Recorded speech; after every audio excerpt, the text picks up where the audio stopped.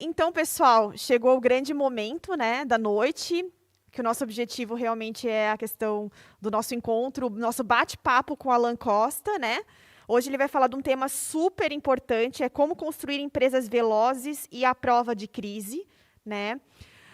O que falar do Alan, né? O Alan, ele é palestrante internacional, empreendedor, investidor anjo, escritor e mentor de startups, autor dos livros 60 Dias em Harvard e Rock and Roll, A Arte de Sonhar e Fazer Acontecer, colunista de vários veículos a âmbito nacional e palestrante em 2 TEDx. Tá? O que mais que eu posso falar aqui? Possui experiência profissional em mais de 50 países.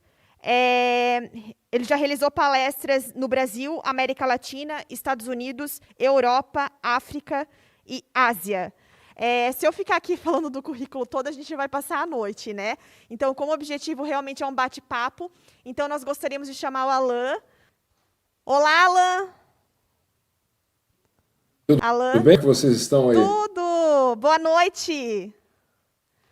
Nós Boa estamos noite, muito muito bom estar aqui com empolgados com a sua presença, né? A gente já teve um bate-papo na segunda-feira, rapidamente, para a gente se conhecer. E, na verdade, primeira vez que eu tive contato contigo foi na convenção estadual da FCDL, né? Que foi realmente uma aula. E como a gente está precisando de cases, boas experiências e pessoas que influenciam com coisas positivas para frente, a gente da diretoria pensou nada melhor do que a gente trazer o Alan Costa para resolver nossa vida.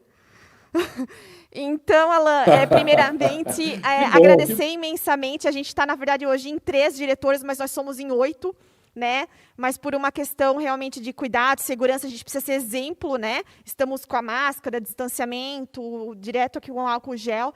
Então, a gente está com uma equipe reduzida, mas a gente vai tentar suprir as perguntas que nossa diretoria fez. Então, podemos começar? Preparado? claro. Então, vamos Eu sou lá. todo de vocês aí.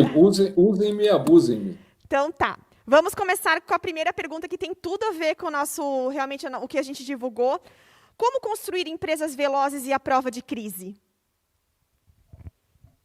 Vamos lá, eu acho que esse é um tema que nos instiga, né? Porque, sempre que a gente está passando por um momento conturbado como esse que a gente está passando, a gente começa a se perguntar de que forma a gente pode fazer com que as nossas empresas possam superar esse momento que nós estamos vivendo, de que forma a gente pode construir uma estrutura e uma cultura e aí a gente divide isso em 2 momentos, né? Porque quando a gente está numa crise, sempre a gente tem que enxergar essa crise como uma corrida que é uma corrida de 2 etapas. A primeira etapa é conseguir passar pela crise, chegar ao final da crise, e isso é um desafio. Mas só isso não é suficiente, porque toda a crise, e essa que a gente está vivendo agora, ela nos traz desafios ainda mais importantes. Toda a crise vai fazer com que a realidade do pós-crise seja uma realidade diferente daquela realidade com a qual nós convivíamos anteriormente. Então, imaginar que a gente vai ter mudanças numa série de fatores ligados a comportamento, ligados às necessidades do consumidor, traz essa necessidade de refletir sobre o nosso negócio. Então, de maneira muito concreta, né, como é que a gente constrói empresas velozes e à prova de crise? Nesse momento, a principal característica de uma empresa veloz e à prova de crise é o que eu chamo de adaptabilidade. A gente tem falado sobre isso há muito tempo, da velocidade com a qual as transformações. Com a chegada do coronavírus, essa velocidade se tornou exponencial. Muito está falando do novo normal. Ah, vai ter um novo normal e tal, virou uma espécie de clichê, né? Se você quer fazer uma palestra que tenha muito público, coloca novo normal no título que todo mundo vai. Se você quer vender um treinamento, coloca novo normal no título que vai vender fácil. Está todo mundo preocupado. Mas eu, pessoalmente, para ser muito sincero, não acredito que esse normal que vem depois da crise vai ser tão novo assim. Se você for parar para pensar, muitas das transformações que se alegam que vão acontecer não são transformações novas. Alguns exemplos, né? A gente tem falado muito da reorganização do comércio. Muitos muitos dos empresários e empresárias que estão conosco agora estão enfrentando isso na pele. A pandemia fez com que as pessoas passassem a consumir em casa, porque era a única forma de consumo, mas esse movimento ele foi muito mais profundo e intenso do que ele vinha já acontecendo, em função de que, eu vou dar um exemplo muito concreto. A minha mãe, que mora em Curitiba, próximo do apartamento, tem 80 anos e o meu pai tem 90. Portanto, eles são grupos de extremo risco. Então, eles têm que ficar trancafiados dentro de casa, não podem pôr o nariz para fora da porta, e eu, evidentemente, tenho que apoiar naquilo que eles precisam. Compras de supermercado, medicamentos. Um dia minha mãe me liga, Alan, acabou aqui o remédio tal, eu preciso que compre. Eu falei, perfeitamente, pode deixar que hoje ainda eu passo na farmácia e vou te levar. Meia hora depois, minha mãe me liga e diz, olha, não precisa mais trazer não, que já está resolvido. Minha mãe, apesar dos 80 anos, é uma pessoa extremamente ativa, né? E eu sei que ela está sofrendo de ficar em casa. Eu já imaginei que ela tinha saído de casa e furado aí a quarentena, né? Fiquei meio que em desespero. Mãe, mas como assim você saiu de casa? Ela, não, calma, não saí não. O moço veio trazer aqui em casa para mim o remédio. Eu liguei para ele na farmácia.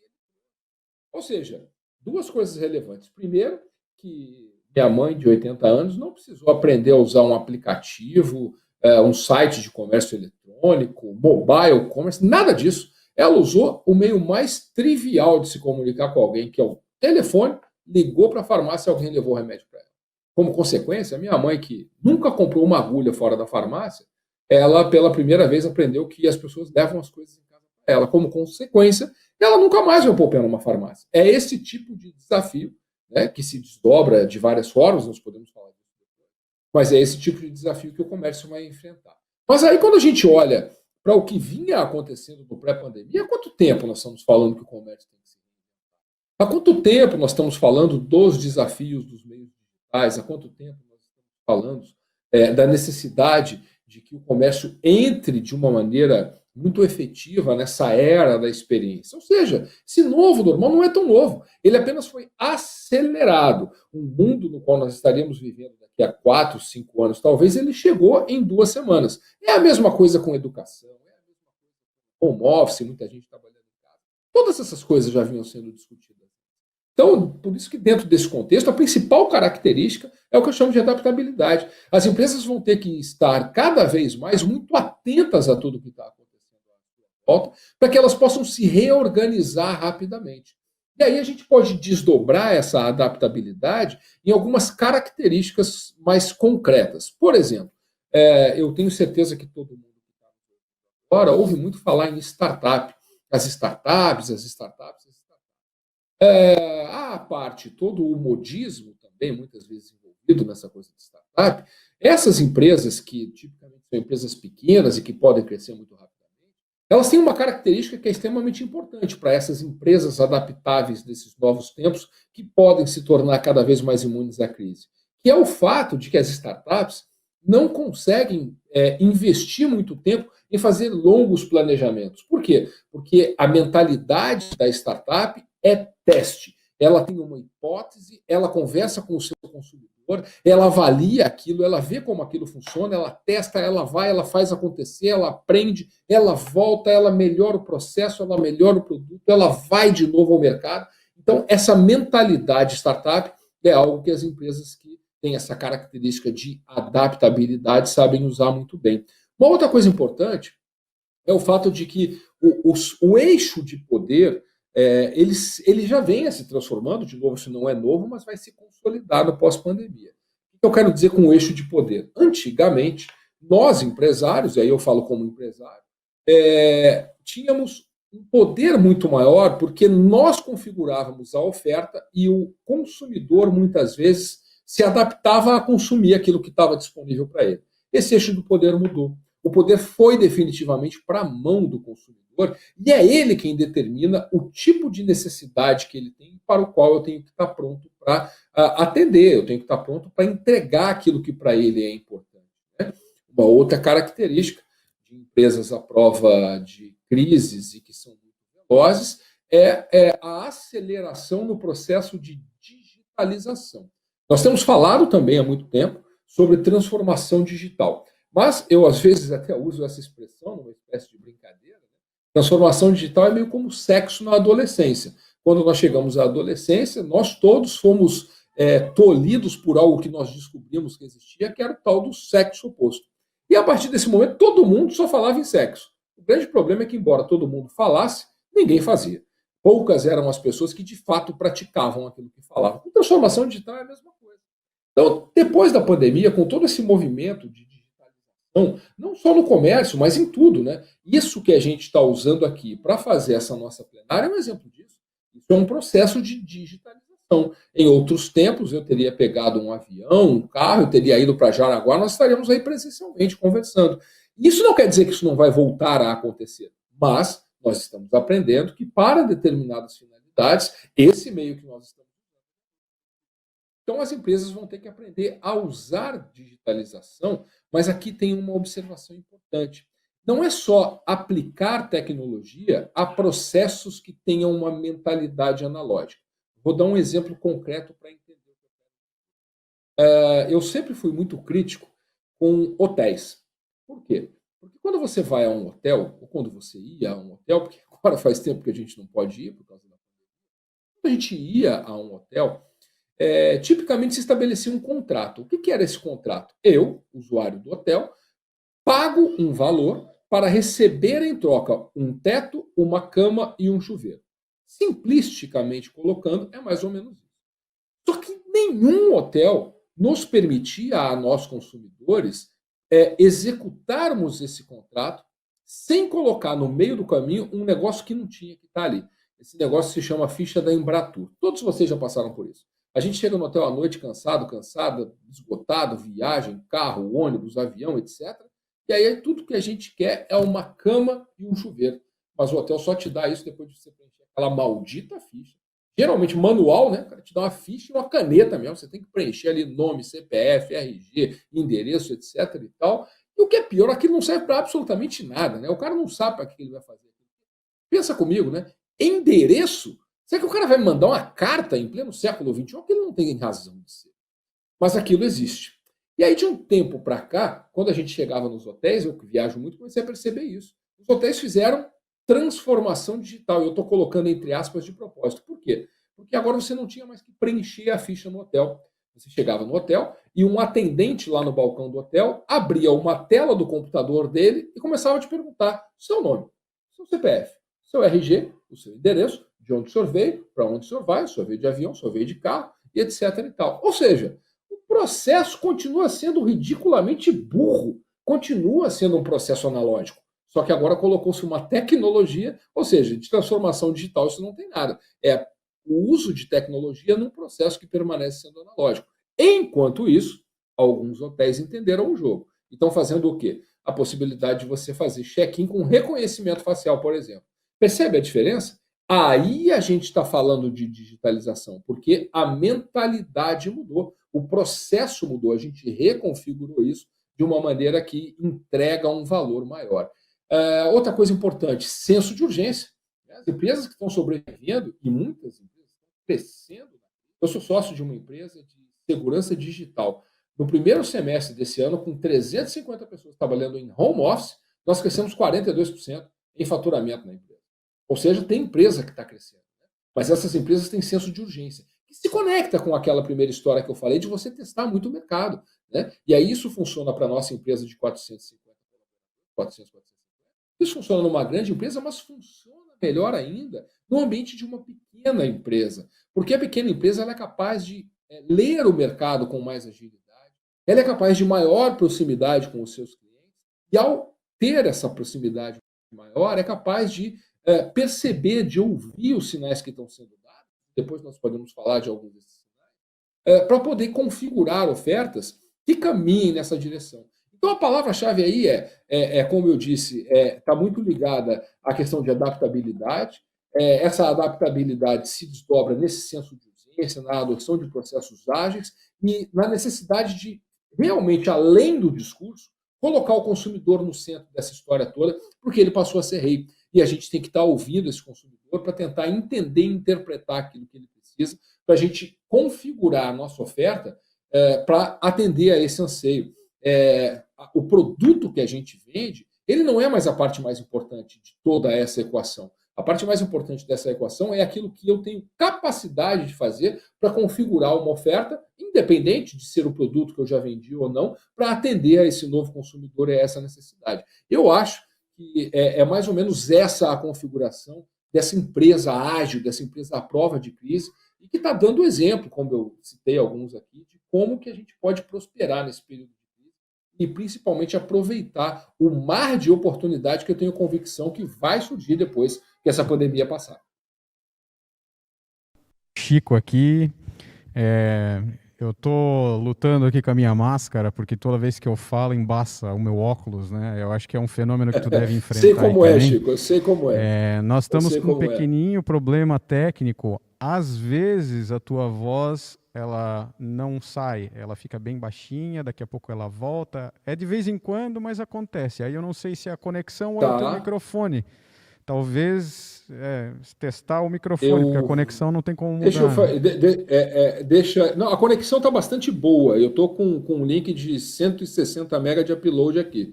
Então não pode ser a conexão. Eu vou desconectar o microfone que eu estou usando aqui, que é esse microfone de lapela, ok? Beleza. E vou tentar conectar um outro microfone, que é o microfone da câmera. Então eu vou desconectar, vocês me dizem se melhorou, tá bom? Vamos lá.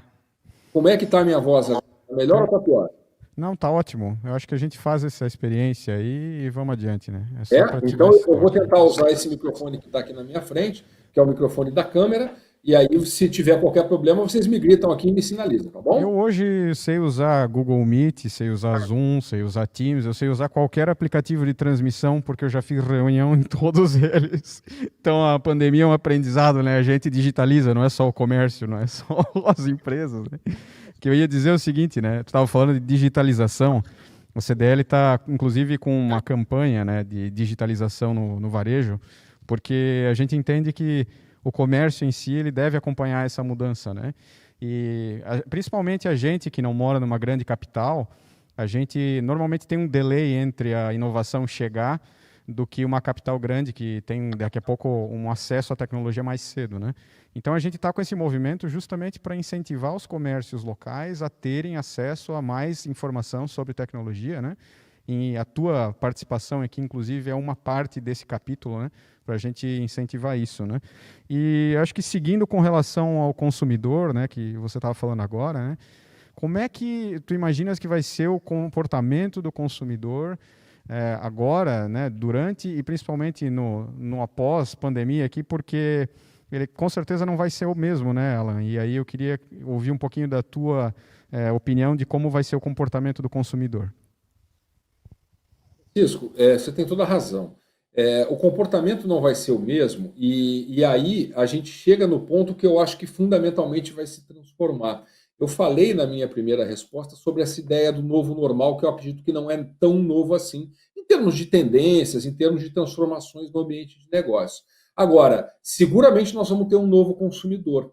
Esse consumidor, ele está passando por uma experiência durante a pandemia que está transformando radicalmente a forma como ele faz muitas coisas, está transformando os hábitos, e isso vai trazer consequências para os nossos negócios, queiramos nós ou não. Vamos fazer uma analogia, né, com períodos que a gente já conheceu da história. Quando a gente volta na Segunda Guerra, evidentemente nós não vivemos esse período, os avós contavam histórias, a gente tem os livros de história, e a gente percebia o seguinte, um dos grandes problemas na Europa durante a Segunda Guerra foi a fome.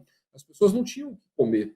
Como consequência, depois da guerra, as pessoas criaram o hábito na Europa de preservar a comida. A preocupação era muito grande, por quê? Porque eles não queriam passar por aquilo que tinham passado de novo, não queriam passar fome de novo, não queriam repetir aquela experiência. Vamos trazer isso para a nossa realidade, para o que a gente está vivendo agora. O nosso problema agora, lógico que para algumas pessoas até é a questão da fome, mas isso é um problema conjuntural, não é necessariamente por causa da pandemia. O que a pandemia está trazendo é o risco de perder a saúde.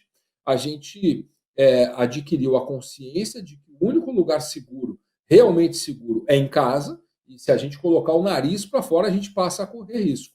Por consequência, depois da pandemia, o consumidor, nós todos, vamos herdar da pandemia um medo muito grande de passar por isso novamente. Como consequência, o comportamento desse consumidor vai ser um comportamento mais distante. O distanciamento social passa a ser uma realidade. Por quê? Porque eu aprendi que o excesso de proximidade me traz riscos, os quais eu não estou mais disposto a enfrentar. Esse distanciamento não quer dizer, evidentemente, que a gente não vai voltar a ter, por exemplo, grandes eventos com as pessoas juntas, a shows, a palestras. Não quer dizer que o consumidor não vai voltar para as lojas, para o consumo. Os consumidores, na verdade, estão ansiosos por voltar ao consumo. Mas a gente tem que entender que isso vai se transformar para tomar algumas providências, que também nós podemos falar daqui a pouco de algumas sugestões aí que a gente pode ter, principalmente para o empresário e para a empresária do comércio que está nos acompanhando. Tem algumas outras coisas que vão vir como oportunidades, e eu acho que isso é muito legal da gente perceber, porque nas conversas que eu tenho tido com empresários e empresárias, nem todos estão se dando conta disso. Nós vamos ter grandes mercados novos sendo criados depois da pandemia. Vou dar alguns exemplos. Durante a pandemia, nosso comportamento, de novo, o comportamento se alterou. E eu falo disso de cadeira, né? Que comportamento é esse? A gente, muitas vezes, parou, diminuiu a atividade física radicalmente, a gente entrou em quarentena dentro de casa, sentados na frente do computador, muitas vezes mais tempo do que a gente ficava no escritório, e por estar em casa, a cozinha e a geladeira passaram a estar a alguns metros de distância. A gente começou a comer, a gente começou a tomar aquele vinho toda noite, aquela cerveja toda noite. Como consequência, a população está engordando. Isso não é brincadeira, isso é sério. Tem estatísticas, pesquisas que já foram feitas que mostram que a população mundial e brasileira está engordando. Eu disse que isso eu podia falar de cadeira porque nos 3 primeiros meses de pandemia, eu em casa engordei 7 quilos em 3 meses. Quando eu me dei conta disso, eu tive que mudar o meu comportamento de novo, reincluir a atividade física, controlar o que eu comia, para que nos últimos 40 dias eu pudesse perder esses 7 quilos aí, porque senão eu ia parar, sei lá eu aonde. Mas muitas pessoas não estão mudando esse comportamento, estão presas ao comportamento do início da pandemia, que está fazendo as pessoas engordarem. Como consequência, depois da pandemia, vem aí um mercado de saúde, de tratamento para pessoas com excesso de peso, de roupa para pessoas com excesso de peso, e quiçá nós podemos ter até uma mudança nos padrões de beleza mais aceitos pela sociedade, porque está todo mundo engordando. Então, talvez isso possa até transformar esses padrões de beleza. Outro exemplo, segundo exemplo muito concreto de mar de oportunidade que vai vir depois da crise. As pessoas estão se separando. Nós vamos ter um exército de pessoas solteiras e solteiros depois da pandemia. E é fácil entender por quê. Isso também tem pesquisas já mostrando isso no Brasil e no exterior. Pré-pandemia, muitos casais, e é normal que casais tenham problemas, muitos casais escondiam esses problemas atrás do estresse e da correria do dia a dia, né? Levar o filho na escola, vem antes, trabalhar vem antes, atender o chefe vem antes, atender o cliente vem antes, e é meio que natural até. A gente vivia nessa loucura aí, né? Quando a pandemia levou todo mundo para dentro de casa, veja que coisa impressionante, né? Quem diria que em pleno século XXI, maridos e mulheres iam ser obrigados a conviver? Mas foi o que aconteceu. Quando a convivência vem, não dá para esconder o problema debaixo do tapete. E aí, os casais, muitos casais, infelizmente, estão se separando. E isso vai gerar um mercado gigantesco de consumo de produtos para pessoas que passaram a viver subitamente sozinhas. Produtos de limpeza, produtos e serviços, né? Serviços de limpeza para solteiro, comida para solteiro, lavar roupa para solteiro, enfim, todas essas coisas vão vir aí na carona. E um terceiro exemplo que eu tenho utilizado bastante também é o seguinte: o principal escritório da nossa empresa de segurança digital é em São Paulo, é o maior escritório e é a minha base. Eu passo a maior parte do meu tempo em São Paulo, em períodos em que nós não estamos sujeitos às condições da pandemia. Eu tenho pessoas no meu time, nesse escritório, que demoram de 2 a 3 horas por dia no trânsito para chegar no trabalho, para ir e voltar para o trabalho. As pessoas estão em casa trabalhando agora. E depois da pandemia, o home office vai permanecer. A gente não tem clareza quanto ao percentual, porque também não vamos acreditar, tem gente falando isso, né? Agora é todo mundo trabalhando em casa. Isso é uma bobagem, isso é uma estupidez. Não dá para imaginar que as empresas vão funcionar com 100% das pessoas trabalhando 100% do tempo em casa. Primeiro porque nós, seres humanos, somos seres gregários, tribais, nós precisamos da convivência. Segundo porque as empresas elas têm cultura, né? As empresas são organismos vivos e precisam das pessoas. Mas algum tempo as pessoas vão passar a poder trabalhar em casa, principalmente numa empresa como a nossa, de tecnologia. Então vamos fazer uma conta de padeiro aqui, tá? Uma conta bem simples. Se essa pessoa que demora 2 horas por dia para chegar no trabalho e voltar do trabalho todo dia, puder ficar um dia por semana em casa, isso significa que vão ser criadas na vida dessa pessoa 2 horas úteis por semana que não existiam. Por quê? Não existiam porque eram gastas no trânsito. Elas virtualmente não existiam.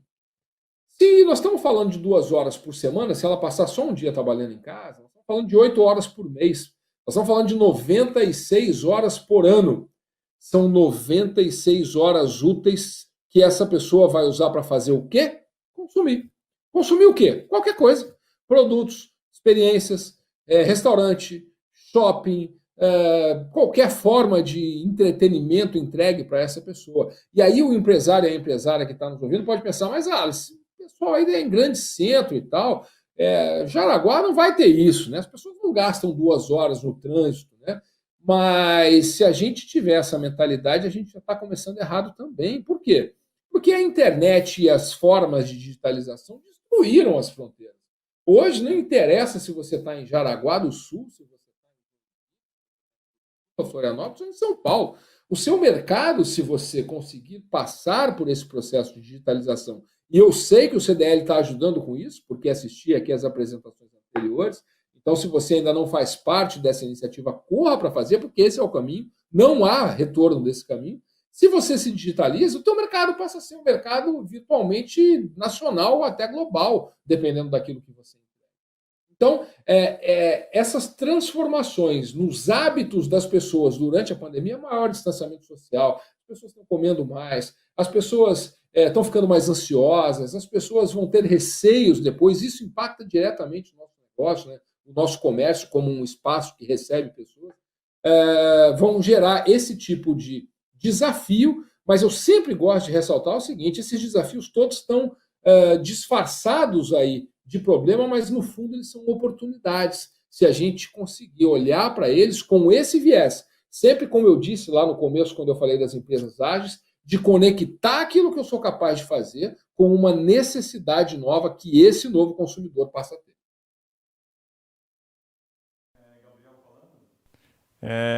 Você falou muito bem aqui do que deve mudar no comportamento das pessoas, né? Que passaram por essa grande revolução aí da humanidade.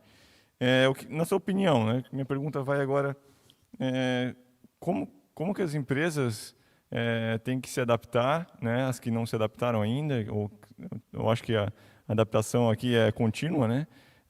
O que você acha que o consumidor vai ver na empresa para que ele seja conquistado e prefira comprar naquela empresa do que na outra, né, diferenciando aí antes e depois dessa revolução que está acontecendo? Eu acho que nós vamos caminhar para um mundo em que aquela história que a gente já vinha falando também antes da pandemia vai ser cada vez mais realidade. Que história é essa? Nós precisamos resolver os problemas dos nossos consumidores. Essa é a essência dessa história. Vou dar alguns exemplos do que eu quero dizer com resolver problemas dos consumidores. Eu vi essa história contada por uma pessoa do meu relacionamento há alguns dias atrás, e a história é a seguinte.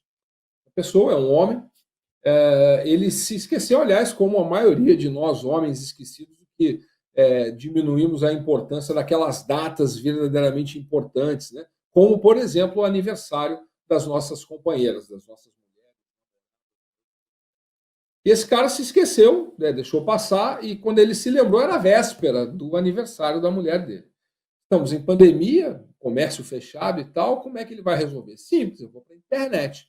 Ele foi na internet e entrou no site de uma joalheria dessas de rede, grande, uma joalheria que está presente no Brasil inteiro, com produtos de nível A, né?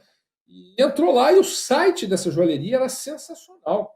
Um site com muita tecnologia, um site que tinha ali as imagens das joias, um site onde ele podia comprar os produtos e receber em casa, uma coisa sensacional. Só tinha um problema. Quando ele clicou em comprar, ele descobriu que o prazo de entrega do produto era de 7 dias. E o aniversário da sua mulher era em 1 dia. Portanto, aquele site todo tecnológico, cheio de recursos e etc., não serviu para nada.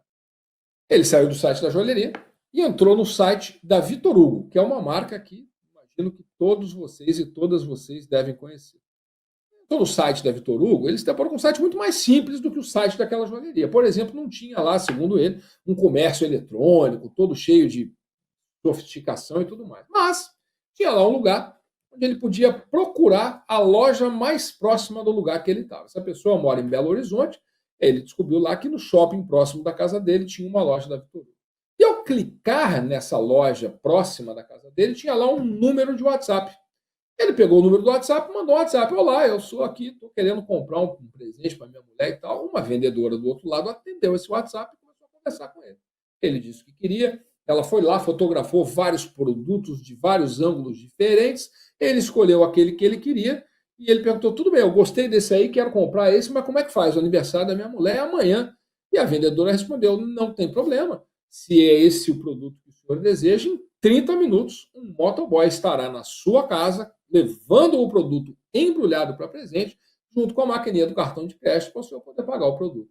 Percebe o que é resolver o problema do cliente?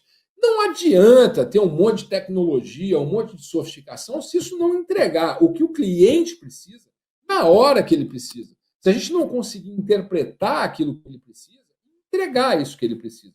Vamos falar de exemplos concretos para os nossos empresários e empresárias do comércio que estão nos ouvindo. A gente falou dessa questão de distanciamento, né?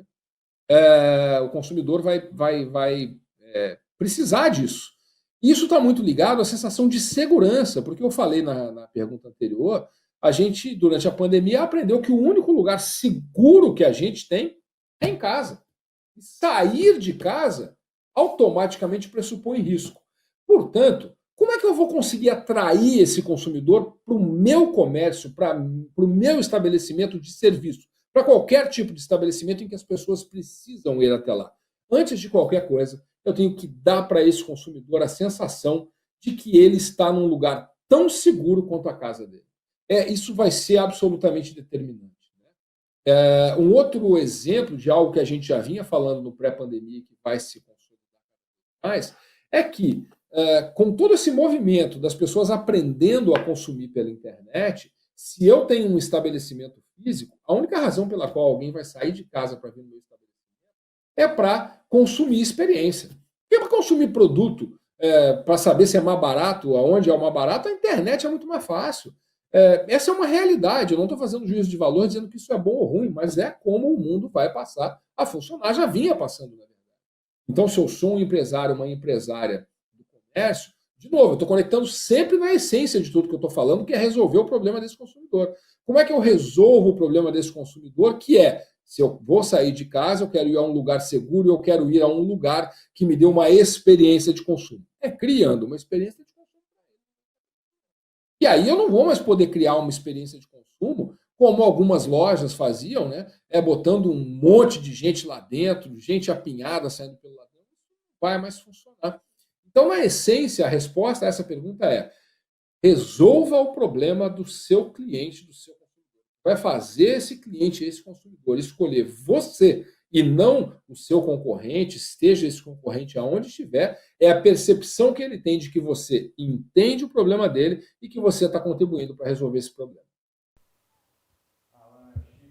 Novo, o Gabriel se emocionou quando tu começou a responder a pergunta, porque tu falou que é uma joalheria e ele tem uma joalheria aqui que é top aqui na cidade.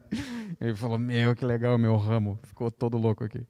Eu queria mandar um salve para a Tainá da Costa Rames, que é tua parente aqui na cidade. Ela mandou um joinha aí e ela é tua parente, então ela está toda feliz também que você está aí. E eu queria só fazer uma pergunta aqui, porque no fim das contas, a gente está vendo que tem muito empresário que está vendo o trem passar, né, vendo o bonde passar e não está se ligando muito, né? Nessa circunstância atual, eu queria, não sei se tu tem alguma historinha ou algum conhecimento de algum cliente ou algum comércio que você conheceu que não se transformou E o que aconteceu com esse comércio, né? Porque eu acho que antigamente, se uma loja não se atualizava, ela demorava, né, para ter problema. Né? Na tua vivência, hoje o empresário que não tomar nenhuma ação ou que, enfim, né, não fizer nenhuma inovação agora, nesse período, o que vai acontecer com esse cara? Ele vai desaparecer, cara. É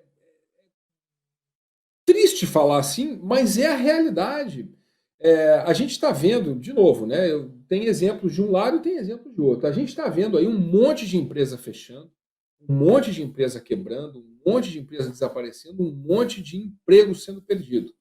Mas, como em toda a crise, diga-se de passagem, a gente está vendo um monte de empresa crescendo, um monte de empresa aumentando o seu mercado, um monte de empresa explorando novas oportunidades. E aí, se você me perguntar onde é que está a diferença entre um e outro, Alan? Cara, seguramente não está no tipo de crise, porque a crise de A é a crise de B. O pau que dá em Chico dá em Francisco. Todo mundo está dentro do mesmo mar revolto, né? Está todo mundo vivendo tudo que está acontecendo. E por que uns sobrevivem e outros não? Por que uns prosperam e outros ficam para trás? A resposta sempre está na mentalidade do empresário. Está na forma como o empresário percebe aquilo que está em volta dele. Está na forma como esse empresário reage a isso que está acontecendo. E aí, é claro, nós temos várias formas de reagir, mas a forma que tem dado mais resultado pelos exemplos que nós estamos vendo é não ficando preso aos velhos dogmas, às velhas maneiras de fazer as coisas. Eu tenho usado uma analogia de um tabuleiro de xadrez, né? Antes da pandemia, a gente tinha um tabuleiro de xadrez aqui, que tinha lá o peão que andava uma casa de cada vez, tinha lá um bispo que andava na diagonal, tinha uma torre que andava em linha reta, tinha uma dama que podia ir para qualquer lado, tinha o cavalo que andava em L, só que aí veio a pandemia e vrau, esse tabuleiro de xadrez foi para o chão. A gente não sabe exatamente como é que vai ser esse mundo, bem depois da pandemia. Mas eu tenho certeza, a única certeza que eu tenho, é que ele não vai ser igual ao mundo que era antes. Então, se eu tentar, a todo custo, eu tenho que pegar esse tabuleiro e colocar aqui de volta, e colocar as peças iguais e voltar a operar nesse tabuleiro, a jogar do mesmo jeito que eu jogava antes. Você vai quebrar. Não tem como fugir disso. Porque o jogo vai mudar. O jogo vai ser outro. Mas, Alan, então como é que eu vou sobreviver? É simples. Eu estou falando isso desde que a gente começou. Agilidade, flexibilidade. Não se apegue às formas antigas de fazer as coisas. Eu tenho um exemplo que eu tenho usado com isso que ilustra isso. Não importa o produto que você vende, importa a tua capacidade, a capacidade do teu time de fazer alguma coisa que pode se configurar em algo de valor. O exemplo é o seguinte: uma pizzaria que é uma pizzaria de uma capital do Nordeste. Eu tenho até o nome da pizzaria, para que vocês, se quiserem pesquisar e saber lá, tá aqui, achei ela aqui, ó. Pizzaria Sabatelli. É uma pizzaria, cara, é um negócio normal, tradicional. Uma pizzaria familiar com gente que faz pizza e entrega. Era uma pizzaria de delivery, ela só trabalhava com delivery, não existia uma pizzaria Sabatelli. Ela só operava com delivery. Aí chegou a pandemia. O que aconteceu com o mercado de alimentação quando chegou a pandemia? Todo mundo foi para o delivery, porque não podia mais ir nos restaurantes comer. Portanto, a única forma dos restaurantes sobreviverem era fazerem delivery. E aí, o mercado de delivery, que era do tamanho X, do dia para a noite virou completamente infestado de concorrente. Aí vamos olhar o pensamento tradicional, o pensamento do empresário que está preso lá na pizza. Ele vai olhar para o seu mercado e vai dizer: agora eu me estrepei. Porque tem, além do monte de pizzaria que já tinha, agora tem um monte de pizzaria nova que não entregava.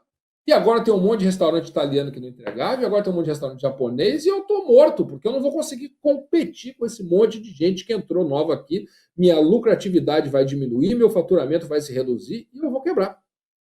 Agora, vamos ver como é que a Sabatelli reagiu. Ele olhou para o seu mercado e falou: cara, esse mercado está inundado. Como é que eu vou fazer alguma coisa aqui para me diferenciar nesse negócio? Primeira coisa, as pessoas estão passando por mudanças de comportamento. Nós falamos de várias delas aqui ao longo desse nosso papo. Uma dessas mudanças é o fato de que as pessoas estão ficando em casa, porque não pode sair. Se as pessoas estão ficando em casa, as pessoas não estão tendo alternativas de lazer fora de casa. Não tem cinema, não tem shopping, não tem comércio, não tem parque, não tem teatro, não tem futebol, não tem nada. As pessoas estão em casa. E aí, provavelmente, todo mundo deve estar de saco cheio de não ter opção de lazer, né? Porque chega uma hora que Netflix também enche o saco. Muito bem. Então, provavelmente, essas pessoas que estão em casa estão ávidas por consumir algum tipo de experiência que dê a elas lazer, entretenimento. Agora eu vou olhar para dentro. O que eu faço? Pizza? Não, peraí. A pizza é só a tangibilização daquilo que eu sei fazer. E o que eu sei fazer? Eu sei identificar os melhores fornecedores para a matéria-prima da pizza. Eu sei fazer uma massa que ninguém faz igual. Eu sei criar receitas de pizza que combinam ingredientes que criam sabores absolutamente magníficos. E aí eu torno isso realidade numa pizza que eu entrego na casa da pessoa. Que tal se eu usar essa minha competência não para entregar pizza, mas para entregar a experiência de que essa pessoa, essa família, possa brincar de ser pizzaiolo por um dia. Como é que isso funciona? Simples. Em vez dessa matéria entregar uma pizza pronta, ela passou a entregar uma pizza que vai crua. A massa, vai o bolinho da massa no meio da carne. Vão os ingredientes do sabor que você escolheu, vai o molho, vai tudo para você poder montar a pizza em casa. E junto vai uma instrução, aqueça o forno, espalhe farinha na mesa, etc. e tal. Quando o consumidor recebe isso em casa, ele chama os filhos, molecada, vem aqui, meninas e tal, vamos brincar de fazer pizza, vamos encher essa mesa de farinha, vamos trazer todo mundo junto, vamos botar no forno, vamos montar e etc. e tal. E a trivial pizza se transforma numa experiência que entrega algo que esse consumidor está ansiosíssimo para consumir, que é ter uma oportunidade de lazer em casa, porque ele não está tendo a possibilidade. Percebe o que eu quero dizer com o lance da mentalidade de você estar muito mais interessado ou interessada no que esse consumidor está precisando do que propriamente por aquilo que você não pode se apaixonar pelo seu produto e nem pela sua forma de fazer as coisas. Você tem que se apaixonar pelos problemas desses consumidores, pelos desejos que eles têm e caminhar na direção de entregar isso que eles estão pedindo, que eles estão precisando. Legal, Alan. Primeiramente, obrigado pelo último exemplo ali da joalheria, né? O ouvinte que está assistindo deve ter achado que a resposta foi diretamente para mim, né? Porque minha família tem uma rede de joalherias em Jaraguá e então foi uma dica que me ajudou bastante. Vai me ajudar bastante. Até estava conversando hoje, né, com o nosso diretor financeiro, o Chico, sobre a loucura, né, de tantas inovações que aparecem no mercado, né, e qual que eu devo escolher para botar na minha empresa, né? Ele falou para mim assim, fala ali com o teu pessoal mais jovem ali, vê como ele quer ser atendido, como ele quer ser atendido, né? Então tá aí a resposta. E você também deu o exemplo de resolver o problema, né? Eu acho que acaba sendo ainda mais simples. Mas sabemos também, né, que não temos só os empresários, né, que são os responsáveis por implantar a inovação. Claro que eles são os principais responsáveis, né? Mas a gente sabemos que temos colaboradores, né, que vão auxiliar esse empresário a implantar a inovação, né? Eu fiz essa pergunta para o Arthur, o teu colega, o Arthur Igreja, e eu queria que tu respondesse também, né? Como implantar essa cultura de inovação na empresa e qual inovação, como escolher a inovação certa para o meu negócio. Eu acho que a principal dica nesse sentido em primeiro lugar, desmistificar a inovação, porque as pessoas acham que inovação tem a ver com tecnologia, inovação é complexo, inovação é difícil, inovação é caro, e eu dei aí alguns exemplos mostrando que inovação não tem nada a ver com isso. Inovação tem a ver com aquilo que é tão simples quanto possível e que possa resolver algum problema, e eu volto de novo, né, no problema do seu cliente. O Da Vinci tinha uma frase que dizia que o máximo da sofisticação é a simplicidade. Então, no caso que eu citei aí, né, da joalheria e da Vitor Hugo, a tecnologia toda não serviu para nada, aquilo não se configurou em inovação, porque inovação é quando você consegue resolver o problema. E o problema foi resolvido por um trivial WhatsApp, percebe? É muito mais você colocar as pessoas em torno de desafios as pessoas aqui, eu estou falando dos times, né, como você disse, quem faz a inovação acontecer não é o software, não é o aplicativo, quem faz a inovação acontecer são as pessoas, são os seres humanos, são os homens e mulheres que trabalham nas empresas, muitas vezes sob as nossas lideranças como empresários, e nós mesmos como empresários que temos que ter essa mentalidade, né? A gente vem de um modelo de uma era industrial em que muitas vezes a gente achava que nós, os líderes, né, os empresários e as empresárias tipicamente são os líderes dos seus times, a gente achava que o líder tinha que ter todas as respostas, né? Isso é uma estupidez. O líder não tem que ter resposta nenhuma, o líder tem que saber fazer pergunta, porque quem está na operação direta muitas vezes é o nosso colaborador, é ele o contato com o cliente, é ele quem está escutando aquilo que está vindo lá do consumidor. Então, a grande sacada aí é desmistificar isso. Inovação não é trazer a última tecnologia do último tipo. Inovação é o seguinte: o que esse consumidor precisa que eu posso entregar? Se eu posso entregar com um WhatsApp, ótimo. Se eu posso entregar com um telefone, como minha mãe ligando para a farmácia para pedir remédio, ótimo.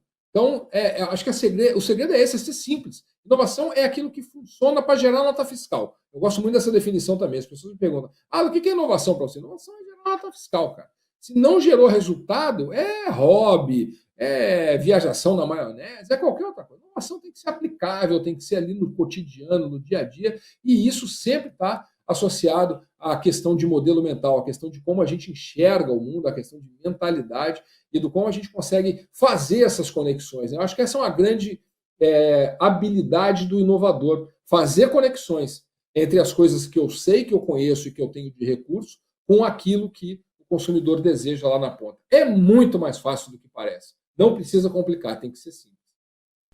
Show, Alan. Vamos para a última pergunta, né? Nós temos de um convidado que está participando online. Eu acho que é um convidado que você conhece. Ele é presidente da CIGES, inclusive, né? É o Luiz Leig. Ele pergunta: os discursos de mudança têm sido modelo de negócios, estrutura e logística. E as pessoas? Como os gestores devem olhar para a formação e capacitação de equipes para esses novos tempos? Leig, obrigado pela pergunta. Bom ouvir de você aí. E essa pergunta é extremamente relevante, porque as mudanças de hábito e de comportamento da pandemia também vão trazer desafios para nós, gestores, empresários, líderes, na forma como nós fazemos gestão de equipe. Eu acredito muito, e também é algo que eu vinha falando no pré-pandemia, e que eu acredito que agora também acabou se abreviando em função da chegada do coronavírus. Eu tenho falado muito na coisa de significado e de propósito, né? De novo, vindo do modelo, da evolução do modelo da era industrial, aquele era um modelo de comando e controle, né? É um modelo em que, por mais que a gente estivesse discursando nos tempos mais recentes, que isso tinha que mudar e tal, ainda vigia, na maior parte das empresas, essa ideia de comando e controle. Então, eu sou o líder, o chefe, o dono, e eu mando, e o resto da turma obedece. Um modelo como esse até pode funcionar por algum tempo, quando você tem todo mundo junto dentro da empresa. Mas e agora que nós vamos ter gente trabalhando remotamente, dispersa, né? Nessa história de home office, né? Quando você tem o comando e controle funcionando dentro do ambiente da empresa, o controlado até tem algum receio do chefe que está por perto, então ele pode até fazer aquilo que precisa ser feito, porque sim. O que é o porque sim, né? Eu fui criado, eu tenho 48 anos, eu fui criado pela minha mãe, em que a resposta dela era porque sim, né? Mamãe, por que eu preciso fazer isso? Porque sim, moleque, porque eu estou mandando, e eu fazer. Se eu falar para o meu filho de 18, acabou de fazer 18, ou para minha filha de 3,5, que eles têm que fazer alguma coisa porque sim, vão rir da minha cara. Não funciona mais assim.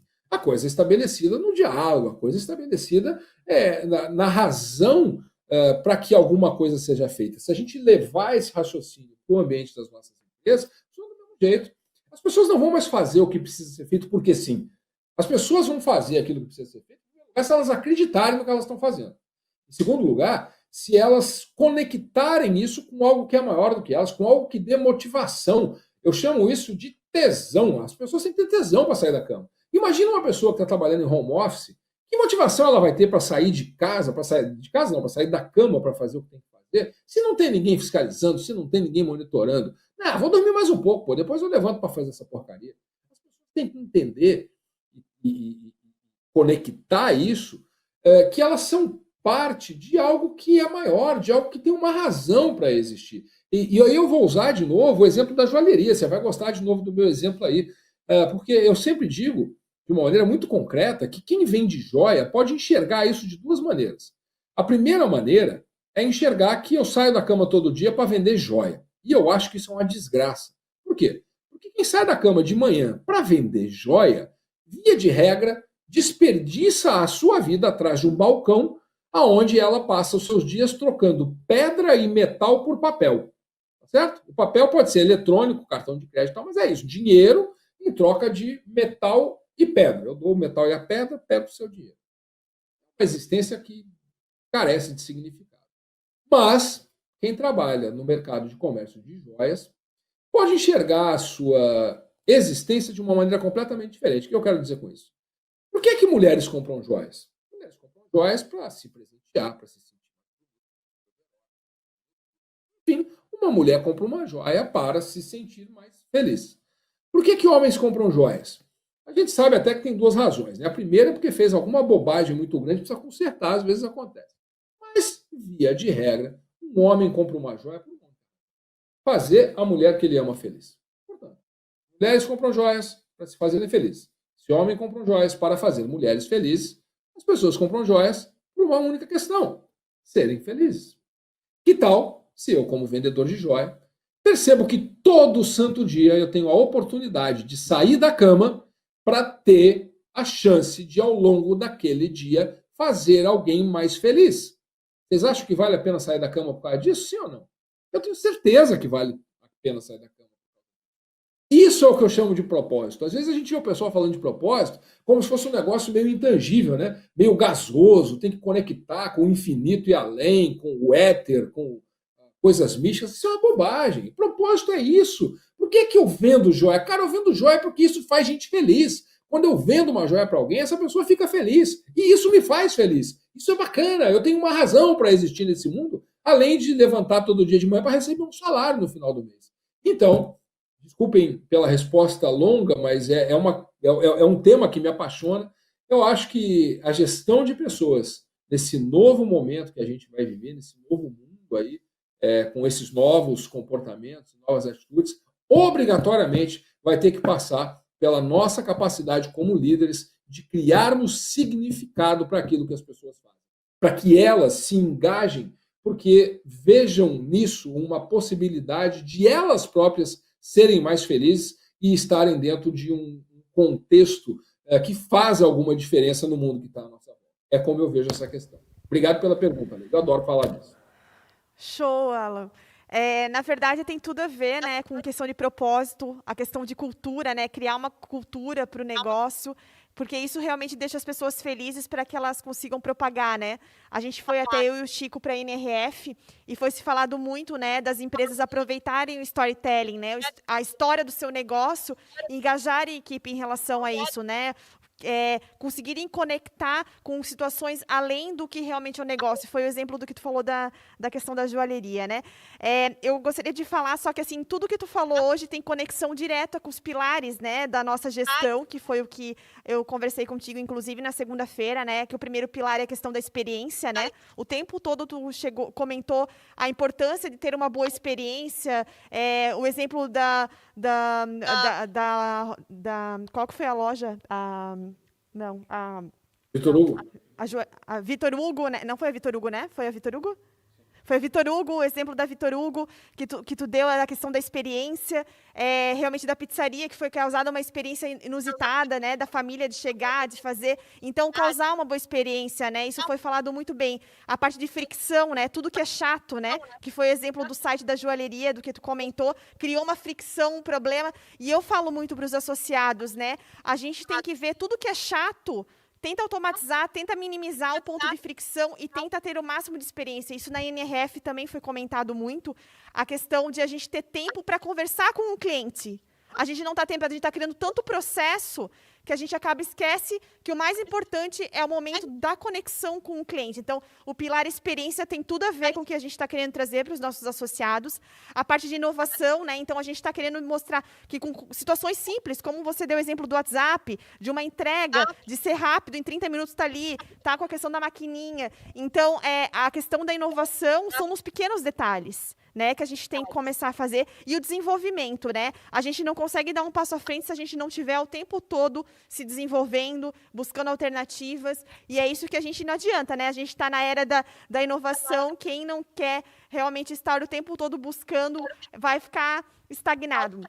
Então, acho que foi de grande valia tudo que tu trouxe para a gente, né? Agradecer imensamente. Para a gente é uma honra, a gente estava super empolgado com esse momento. E a gente agradecer porque realmente foi uma aula. E o legal ainda é que tu vendeu a CDL, né? Para quem ainda não é associado, eu acho que é bem isso mesmo. Graças a Deus, a gente, mesmo na pandemia, a gente vem aumentando o número de associados. Eu acho que isso é um case para a gente também que mostra que, mesmo no momento, é o momento realmente da gente criar conexão com os associados, mostrar valor, trazer serviços, e eu acho que está casado com tudo que tu comentou hoje com a gente aqui. Então, um agradecimento em nome da diretoria, não sei se queres fazer uma última palavra. Eu só quero agradecer de volta, né? Isso que você falou realmente é um case, né? E se vocês estão conseguindo fazer durante a pandemia, uma época que é restritiva por natureza, isso é sinal de que vocês estão entregando valor, né?